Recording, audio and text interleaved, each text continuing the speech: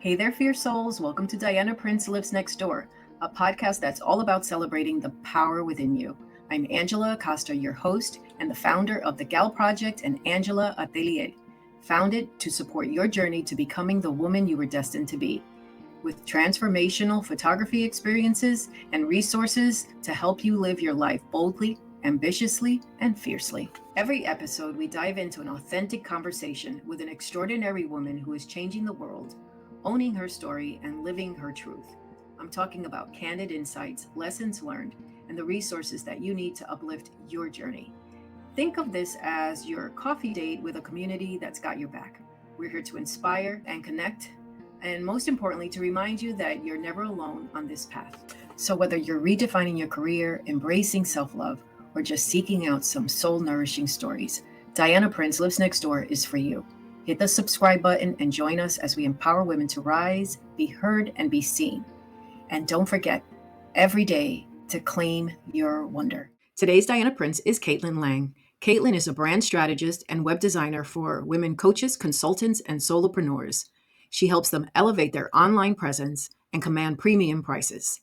With 20 years of experience, she creates conversion-focused websites that attract dream clients. And she is also a master connector, known for bringing accomplished women together. She is a divorced mom who rebuilt her own business. So she definitely understands the power of reinvention. So, do you ever feel like you're talking to everyone but connecting with no one? Caitlin Lang is here with me, and she is someone who I had the pleasure of working with. She is here to talk about how niching down, collaborating, and building a community can change the game for women-owned businesses. Caitlin, welcome to Diana Prince. Thank you. I'm so happy to be here, and it's great to see your face. Likewise. So as I mentioned, we've worked before, and I would love to just provide a little context to everyone. I would love to cover the story of how we met. Do you want to take the lead on that one? Yeah. So we met on LinkedIn, and I tell this story because I love it. I think it's such a great example of how powerful niching is. I forget how exactly I saw you for the first time. It was probably in the comments. That's usually how I first find people on LinkedIn. But I noticed you at some point, and I went to your profile, and I saw that you specialize in branding photography for women. And I do branding of websites for women's service providers. So I immediately was interested in you because you were very specific about who you worked with, and it's who I work with. So there was overlap. And I went to your profile, I went to your website, and I went to your website again today to remind myself. And I think you changed the language a little bit in the interim, but the general idea is the same. On your website, you're really clear about your mission to help empower women through photography and make them feel good in their skins, make them feel confident, make them show up the way that they most want to show up, or help them show up the way they most want to show up. And that really resonated because that's what I do in my work. Your level of specificity made it easier for me to want to work with you because it was just so clear who you work with, what you do, what your mission is. And so when I had a client, so I'm in the Bay Area near San Francisco and Oakland, and I had a new client who was based in New York. And I actually first went to look for a referral before reaching out to you. I was in a coaching community at the time. And the founder of that coaching community is based in New York. There were a few designers based in New York. So I reached out to that community looking for a referral for a photographer. And a man was referred to me, very well, very highly recommended. And I got on the phone with him. I didn't like his vibe. We didn't connect. He was really bro-y. I didn't feel like he got it. I was telling about my client, and he was throwing out ideas, and just none of it was quite right. And I didn't have a good feeling about it. And so I immediately thought of you. And I reached out. I think I first tried to find out if anyone had worked with you because it made me a little uncomfortable to work with someone. It was entirely, you were a complete stranger, just saw you on LinkedIn, but we got on the phone and I could tell you got it. We connected. We were talking about my client and what a badass she was. And she was a woman she's Southeast East Asian descent, and she shows up in spaces that are mainly white men. And she really wanted to lean into her differentiation and what made her different and really lean into being a woman in this all male space. And you understood what that meant. And I just could tell immediately that you got it. And that's the power of a niche because I knew you were an expert in working with women. And that made me feel safe and comfortable hiring you, even though I didn't know you personally. And even though I didn't even know anyone who knew you personally. Wow. And what's funny, I didn't know that it was a niching thing that I was doing. It was literally the fact that I always felt that as a woman, I can help other women just be visible. And it's just my preferred client base. I didn't understand the niching piece of it, but I'm glad that it helped you find me. Yes. Yeah. And then I went on to work with another photographer in San Francisco who I also met the same way, where I think she had actually, I saw her looking at my profile and I went to her profile and saw that she did brand photography for women. For So we women. got on a call, she was in San Francisco, and we ended up working together last summer also. So I have two examples of meeting people on LinkedIn through that niche of working with women. And that felt really good. Wonderful. Let's go on to the transformation that niching can have for our businesses. You mentioned that you made an intentional choice to work with exclusively with women service providers in terms of your client base. How has that decision transformed your business in ways that you didn't expect? It's been huge. It's interesting. I started out 20 years ago working primarily with women. I just happened to get a couple of personal stylist clients many years ago, and those women referred me within their community. So I started out working mostly with women, and then I fell into a bit of a maternity niche. So I've always mostly worked with women, but in my earlier years when I was more hungry and also just had full responsibilities, I took really whatever came my way. And so often that did mean working with men who ran a healthcare startup, or there was some financial services stuff, or lounge singer, I remember his brand. And so I really took whatever came my way. It happened to be mostly women, but there were some men. And then in the middle of my career, I had a series of long-term retainers. And when my most recent long-term retainer ended in 2023, I was left entirely flat-footed because I didn't have a network anymore because I'd been on these retainers. I had stopped networking.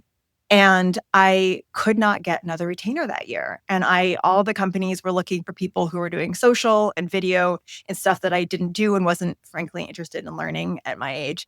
And it was really discouraging. And I thought I was trying to rebuild my network and reaching out to old contacts who'd helped me find work before. But there was something in the way that I was saying, I can do anything for everyone, that was making it hard for people to refer me. They didn't know what to do with me because it was too vague. And I ended up joining a coaching program near the end of 2023, and they encouraged me to niche. And when I was thinking about niching and I was thinking back on my career and who I enjoyed working with, and I asked myself, has there ever been a man that I really enjoyed working with? And I could honestly say no, that all of my favorite clients had all been women.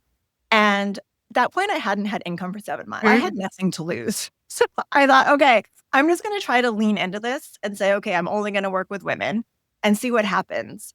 And I did tiptoe into it at first. I think in the first month, I just put on my about page in my bio something about how I worked primarily with women, but I wasn't willing to really own it. But then I think around December of 2023, I ended up putting on my website homepage that I did elevated branding for ambitious women. I went really specific. And as soon as I started telling people I'm doing branding and websites for women's service providers, it made it easier for people to know who to refer to me. It was just when I was so clear about who I work with, what I'm doing, the referral floodgates opened. And I started getting a ton of calls, booking a ton of clients. And I think there is, similar to how I reached out to you, there's people find a comfort in knowing that you're an expert in something. And women have told me now I've been doing this for a year and a half, working just with women. And it's really a 20-year career of working mostly with women. But women tell me that they hire me because of that niche, because they know that I'm an expert in working with women. And there's something also, I think we're going to talk about this also with talking about why I like to work with women photographers later, but there's a familiarity there where we understand each other, and there's a comfort, and their problems are my problems. I'm a woman entrepreneur, they're a woman entrepreneur. We've all faced a lot of the same challenges. And so there's just an ease there. Now it feels like such a no-brainer. I can't believe I ever considered not niching now that I'm here. I like the idea that you're working with somebody that gets you. And I had the same experience when I took on photography. It's like I would photograph anything that moves or it doesn't move, whatever. Right. And I did do family photography. At a certain point, everything was on the table. And basically, it drove me batshit crazy to photograph all those different genres. First of all, you have to learn it, all of it. I wasn't good at doing it all. Like you mentioned, you're not good at doing it all. So where do you want to specialize? And I felt what I loved about how I started niching down is literally the bigger challenge is getting women to show up. And that could be in their legacy and that could be in their branding. And I took on that challenge, but I also wanted to be an expert. because I do understand the objections that women have with showing up in photographs. And I wanted to be able to represent them properly. To your point, yes, a woman is going to, first of all, be a good sounding board because we all want to be heard. When we do have an insecurity, we want to be heard. Yes. That doesn't land well with a male photographer in my book. That is just a point that I want to make to reinforce what you said. And I think branding, it's very personal, right? You do a good job as a photographer, as a designer. We need our clients to be a little bit vulnerable with us and to let their guard down. And that's so much easier with another woman. It's to know that the person who's listening to your story is going to be sensitive and get it. It's much easier, I think, when women are speaking to women. I think it's easier for a woman to say, listen, I need you to fix the wrinkles on my neck. Yes. And I'm not going to argue with you. If this is where you're sensitive, whatever, then I'm going to work with you on it and embrace that's where you want me to work. I don't know that anybody else is going to understand it. They'll probably just do it, but to understand it is a different point. Yeah, we know the woman's going to be self-conscious about their midsection. They're going to be self-conscious. I hear it all the time. And I hear it all the time. And the thing is, it's for photography. It's like you're in a dressing room with another woman. Yes. You're like, does this outfit look right? Yes. Mask a man. Yes. Sure. You ask a woman, let me help you out here. It's just a very intimate, I think being photographed is a very intimate interaction. Absolutely. Yes. And we know to get in there and adjust the clothing around, certain spots. She's not going to help her out with this one so she can feel a little bit more confident. Yes. Oh, I just had my first brand photo shoot done for me. It's so embarrassing. I tell all my clients, it's so important to have professional photos. I was over here with my iPhone and tripod. We were not going to talk about it, but I finally did it. That's right. Hired a professional, and it was so nice because she was fixing my hair, fixing my flowers. Yeah, she was watching out for you. Yeah, she was looking out for me. And I said to her in the middle, I brought up you, and this is why it's so great working with other women, because you're looking out for me and you're taking care of me. And I just knew you were going to take care of my client. I knew. Wow, awesome. Yeah. So let's go back to our conversation with regards to our project. Let's add a little bit of context there because it was a pretty ambitious project considering that you're in California, your client was in Brooklyn, and that's why you reached out to me. I'm based in New Jersey. But let's talk about how we collaborated then, perhaps, and maybe provide some good tips here. Yeah. I mean, I think the key to that successful collaboration was clarity and organization. I had a lot of clarity going into it because I do have a process I call the branding roadmap, where I have an 1.5-hour interview with a client before we even start the project. So I get really clear on the client's goals, where they've been, where they are now, where they want to go, their target audience. So I had a lot of information to give you at the outside of the project. And then we're both type A people, I think. And so I think that's why it works. Yes, it works. Gave me this incredible notion. What do you call it? It was a project management magic file. I don't know. Just what do you call Notion? It was Notion that I used. Yeah. And it was a way that I keep everything. I like to keep everything in one place. And when I'm working with somebody, I like to see everything in one place. And so that I can get a full scope of what this project looks like. Any input that a client has as well. It's just making sure that we were on the same page. Yeah, it was so good. You outlined we hadn't settled on a location yet. So you had in there a few suggestions for locations. They were all beautiful. It was great to have that. And then you had suggestions for poses. And then it was so cool because I was able to add my own on top of yours. And so it was a great place to start our collaboration in this digital document, or we could both share ideas. And then I knew, because you had all this information and we were really clear on our goals, and you also spoke with the clients, so you got a sense of her and her vibe, which was great. And so I knew going into it that you really understood the project, you know what was going on. I don't remember if I ever properly apologized to you, though, because this was the first project where I wasn't on site for a photo shoot. So it's more intense and controlling than I should have been, because I did 100% trust you and I was having trouble entirely letting go. And so I was calling you on the phone. But it worked actually, because you were technically there, first of all. And we were able to pivot because shit happens. Yeah. And we were able to pivot, and we were able to make sure, because once I'm out of that location, you can't redo it. You're not going to get the client back or whatever. So I think it was very important. And just for everybody's information, what we're talking about is that Caitlin was at the shoot and she was there virtually. She was basically able to see every image that was captured with my camera, which for a photographer could be a little bit unnerving because our photos do not look great sometimes out of camera, but we were able to pivot because we were capturing the photos and we were also communicating, and we had a shift because the studio wasn't exactly, once you get there were little hiccups, There we was just couldn't a use the weird couch. background thing. There's a Yeah. weird background thing that was We couldn't use the amazing. couch. I'm like, I can't, this couch is not even, oh my God, it was this big sponge. But You were we were able amazing. to get great images. Yeah, no, the images were fantastic. And it's interesting because since doing that shoot with you, I've now done a couple more shoots remotely. And Mhm. but honestly, Angela, because you did such a great job with these, even though these were other photographers, because now I've done one remotely in Mhm. Charlotte. And there was a shoot in San Francisco where I was out of town, so Yeah. I couldn't be Now you there. plug And me in. now I know also just like to just choose great photographers and then just let them go, which I learned from you. And I think I tried to hold on a little bit too tightly and I didn't need to. And now I am much better at relinquishing that control once I found someone that I trust. If we ever work together again, I wouldn't even ask to see the pictures coming out. Like I would just let you go because I know you're going to do an Okay. amazing No, job. no. But because that was my first remote shoot, it did make me feel so much more comfortable with being able to see what was Yeah, and that's happening what when I I felt. looked at I felt that it was important. I'm not going to say that I wasn't super nervous about it, but it wasn't about me. It wasn't about me. It was about the fact that you had to have a comfort level to know that when I walked away from that session, that we had what we needed.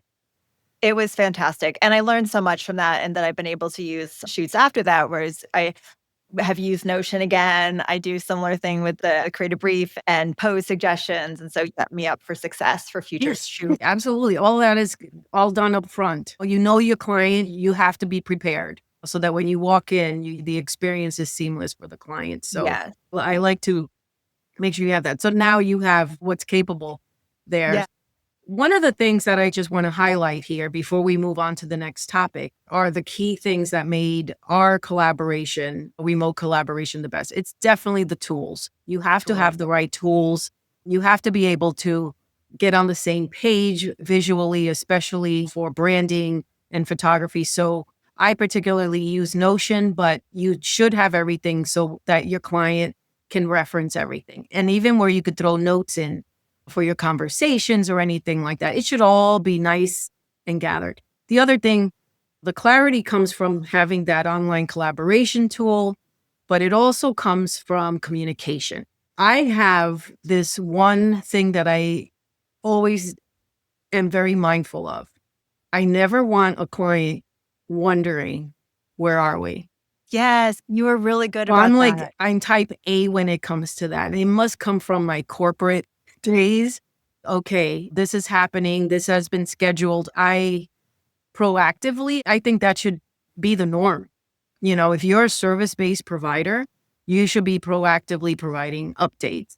And it was more important for me to provide that for you because we were remote. You Yes. put your trust in me. I wanted you to know that I'm moving the needle. Yes, you did a really great job of that. And I noticed it at the time. And it's interesting because I was pretty new in my new process when we worked together. And I work an intensive process, which is overwhelming and can be confusing to people. And so I did learn from you the importance of keeping people up to date, making sure that they know that, yeah. My processes start this big and then I have to taper them down to get the same Yeah. result. But I'm like that. I'd rather overdo it, make sure that it's right, make sure on the other end, on my end, it's not that important, but on the other end that the client's getting what they need. Yeah. It's all part of making the client feel taken care of and safe. Yes. It makes me think of how both dogs and children like knowing when someone's in control. That as a client, often on both the client end and the service provider end. So I understand that, yeah, when I'm the client, I want to know someone's in control. And then I know that my clients want to know that I'm in control. And I think it does make people feel safe. Exactly. Yeah, I like that. I like that.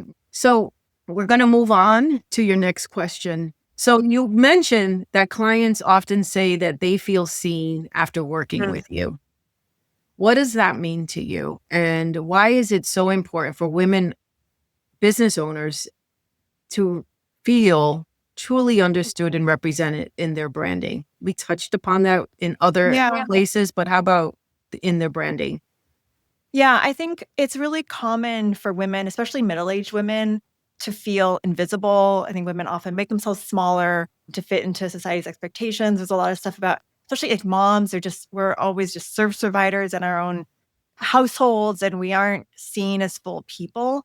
And mentioned earlier, I have this process where I do this 90-minute interview at the start of a project, and I listen really deeply to what's important to these women, what their goals are, who they are as people and in their businesses. And then I mirror that back to them in a creative brief where I bring clarity to a lot of the things that they've shared with me. And often people come to me with not a clear idea sometimes of exactly what they're offering and at the top of their game, often or usually in their careers, but sometimes they're new in their businesses. So they need a little bit of help corralling all of their amazing thoughts. And so when I present them with a document at the end of this branding roadmap process that brings clarity to all these ideas that they have and shows that I was really listening deeply, people often find it really moving to have been listened to so closely and they often tell me that they feel really seen. And then because I've been listening so carefully, when I go to do the brand, I'm able to really represent them fully. And the feedback I often get is I feel so seen, and it moves me every time when people say that to me. So that's a big fucking deal. And I'll tell you why, because I have gotten some feedback from other business owners who have had their branding done. And it feels, I'm being honest with you, like feedback that I got from them is that they go through these really massive questionnaires and it seems to put them in categories. It's probably, and what they get back is a more generalized description of where they sit. So they always feel like it's just, they're filling out these extensive questionnaires to be just figure out what category, what pillar of branding or whatever the technical term is, they fall under. To me, that sounds fantastic because it sounds like you take a more personalized approach to your branding and it's more very specific to what they are saying. Yeah. And I used to do a questionnaire. It's interesting because most people do questionnaires. So I know the difference. The traditional thing is to do 15 to 30 minute discovery call and then a questionnaire. But with a questionnaire, you can't go deeper. With a conversation, I can ask questions. I can ask follow-up questions. It's more interactive. I can really make sure that I really understand. And also doing it face-to-face, even when it was over video, I can see what their faces are doing, if they're showing any emotion on their face. And that's a big difference too. And so then I can also know when to probe deeper based on what their face is doing. So there's something really important, I think, about doing it as a conversation rather than as a questionnaire. It's a big deal. I think so. You nailed it right there because even on a questionnaire, like if you ever filled out a questionnaire, you don't respond deeply. A lot of people take cut and paste what's on their website and stick it on the questionnaire. So you're not going to get the best information, but I definitely get that. That's fantastic. It does. It makes my work so fun too. I love having those conversations and I get so excited because, like I said earlier, the women I'm working with are really at the top of their game. So I get actually sometimes even moved by how fantastic they are at their jobs and how passionate they are about their work. To come alive when they talk about different aspects of their work. I love that. I come out of those conversations always feeling super energized and excited. Awesome. So we also talked about community earlier on. And how has building a community of like-minded women influenced your business journey? Oh my gosh, it's so huge. It's funny. Like I said, I've been self-employed for more than 20 years. And I didn't understand the importance of community until really recently. It really wasn't until COVID, honestly. I've worked on my own forever. I really liked working on my own. Before COVID, I was really an introvert and I didn't feel like I needed people. I have a lot of friends, so I didn't feel like I needed people in my work life. And it wasn't until I started joining communities that I realized how stagnant my business had been because I wasn't talking to other entrepreneurs that much. It wasn't even coming out of COVID. It was really the end of that retainer when I needed to find more work. And I joined a local networking group really for business development. It ended up not being great for leads, but I'm still in it a few years later. And it is an incredible community. And I've learned so much from those women. And every month we would meet and we'd do hot seats or we'd each talk about a problem in our business and get feedback. And I cannot even express to you how much I've learned from those hot seats. And then since then, I've joined other communities. I was in a coaching program for 1 to 2 person service businesses. And I joined the coaching program to learn new business processes. But what ended up being as valuable, if not more valuable, was the online community of all those other people doing similar work to mine. And so what's cool too is how much you can learn from people in your field and also how much you can learn from people in different fields. I have a lot of friends locally now from these different communities who have completely different businesses, but there is still a commonality of just being a woman, being an entrepreneur, and learning so much from all these different people and what they've tried, what's worked for them, what hasn't worked for them, and also just being able to bounce ideas off of them. And when times are rough, getting even just a shoulder to cry on with someone who really understands. And I can't even express how valuable it is. And then there's LinkedIn, which I've discovered that I love. I wrote a post recently about how somebody told me it was great like a year and a half ago. And I was like, wait, LinkedIn, the place where I just have my resume and that's weird and boring. And why would I want to? It was my same thought. I'm like, oh my gosh, all my corporate people are on there. Yes. And I was like, what are you about? And then I got on it and discovered that there's all these amazing women there with so much to say. I've learned so much from the women I've met there. I've made friends there. And now a couple of people have become clients. I met you there. We're also both in Entreprenista, which I'm still getting my sea legs there, but I met a woman named Jack White there, and now I joined her honeybee sales cohort, which I'm really loving. And part of why I joined her cohort was because it was community-based. I have these small cohorts of women where we could learn from each other while we're going through her course together. And that was a major selling point for me. So yeah, community is invaluable. Give me a little insight as to how you found your first community coming from a retainer-based work into your first community. Was it difficult finding the right community for you? A lot of businesses tend to go to, let's say, the local chamber to network. And those aren't necessarily the best communities for entrepreneurs. So how did you go about finding the community that's right for you?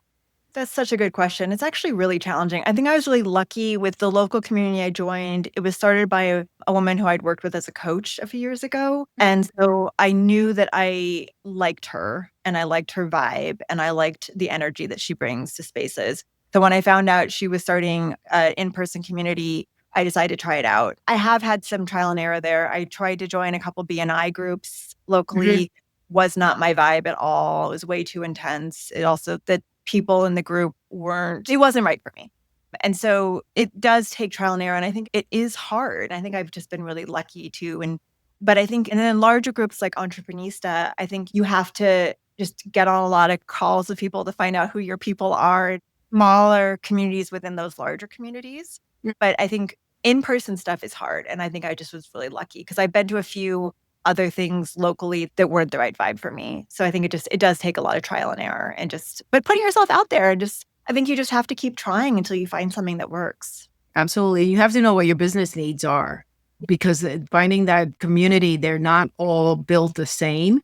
You mentioned BNI.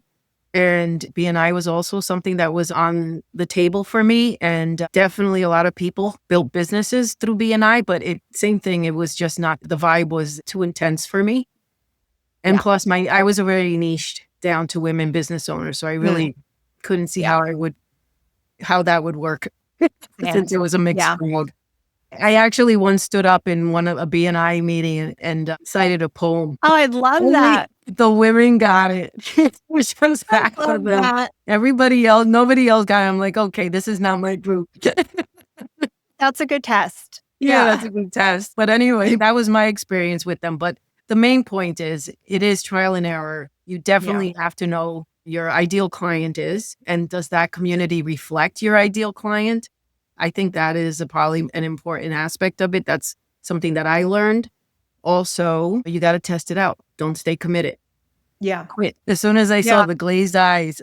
But like I said, I think it is so helpful to know your ideal client is. I'm in a group called Viva Code. It's all women. And so that's great for that. But I think for me with my local group, like none of them are going to become clients, but because a lot of them are in a similar stage of business, or we're just aligned in terms of values. I just enjoy spending time with them. And so exactly. And I still learn from them, even though they're not exactly. And that's, I think, what I'm getting like from Entreprenista, where I discovered them by accident when I was just waffling in some other communities, not really knowing, you don't know what you don't know. So I was like, why am I not moving? And then I figured it out. I was in the wrong community. And I found that There are some that actually help you build a business and give you the tools and all of that. So just in terms of what we covered here in community is just, I guess our main point is that you have to just know if it's not right for you, if it's not meeting your needs, just move on, I think is one of the best things to do. I agree. Yes. So we're finally getting to the end of our conversation. I think we have one more topic that we want to cover. Oh, yeah. My favorite topic, which is your favorite book. I have so many favorite books, but a recent book I read that made a really big impression on me is her book is called Permission to Speak by Samara Bay. And it's all about using your voice to step into your power. And I was a really shy child, painfully shy. And it wasn't until around middle school and high school that I started intentionally working on being less shy and using my voice with more power. And I hadn't even realized till I started reading this book, and I actually ended up meeting Samara in person last year and did her brand just a few months ago. But I hadn't realized I had held on to some remnants of my shyness in the way that I spoke. So I still have a tendency to mumble. I still have a tendency sometimes to speak too fast. I think a lot of it is gendered around what we were talking about earlier, like not wanting to take up too much space, making myself smaller. And I loved Samara's book because she doesn't place any value judgments around ways of speaking. And there's a lot of criticism of things like vocal fry or California way of speaking, or a lot of it is, again, gendered and dismissal of women who speak in a certain way. It talks about finding a way, no matter how you speak, to speak with power and to really embody that confidence in your voice. And it's a great read. She's a really entertaining writer. It's a fun read, but also really powerful and meaningful. And I highly recommend it. I'm going to pick it up. Yeah. If I know the title beginning, but it's Permission to Speak by Samara Bay. Highly recommend. So you have an offer for our audience, correct? Oh, I do. Yes. So I have a new email newsletter that I'm hopefully launching this week that I've been working on for a long time. And it's sort of on the subject of what I was just talking about. I think I had this idea for a long time. I didn't have anything to say, so I didn't know why I needed a newsletter. But partly finding my voice on LinkedIn has made me want to have a newsletter. But as part of that, I have a freebie. So if you sign up for my newsletter, and I guess I'll give you a link to do this, but I have a freebie so I have an 8.5-minute video that goes through how to write website copy that really connects emotionally with your ideal client so that they want to buy your services and give you all their money. So I have an 8.5-minute video where I walk through some best practices, what not to do, what to do with your homepage on your website, and also a downloadable workbook and some AI prompts to get you started in writing more compelling homepage copy. I'm going to grab it. Thank you for that. So we're going to close it out for right now. And thank you so much for being on Diana Prince Lives Next Door. Thank you. That was so fun. I really enjoyed talking with you. If you want to learn more about Caitlin and Liquid Form Design, be sure to visit her website, which I dropped in the description, and definitely pick up her freebie and get added to her newsletter. I bet you it's great stuff. Stay curious, stay inspired, and keep seeking out extraordinary stories. Until next time, this is Angela Acosta signing off.